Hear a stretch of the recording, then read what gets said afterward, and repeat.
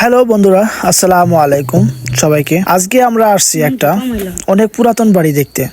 শোনা যায় পাকিস্তান আমলে এই বাড়িতে রাজার মতো বড় বড় লোকজন থাকতো। এখানে দেখলেই বোঝা যায় কত পুরান ইতিহাস লুকায় আছে। দেখেন বন্ধুরা, এই বাড়িতে দেয়ালগুলো কত পুরান। মানুষ বলে পাকিস্তান আমলে এখানে রাজা জমিদার টাইপের লোকজনও থাকতো।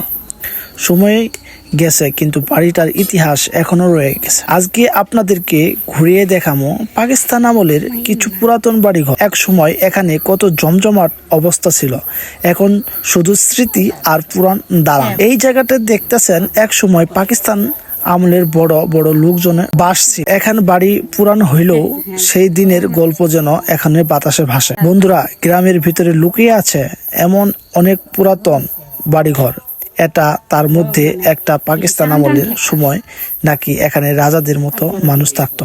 শোনা যায় এই এলাকায় নাকি 500 বছরের পুরনো একটি গায়েবী মসজিদ আছে। আমি সেটা নেক্সট ভিডিওতে দেখাবো। সবাই ভালো থাকবেন, সুস্থ থাকবেন। ধন্যবাদ সবাইকে।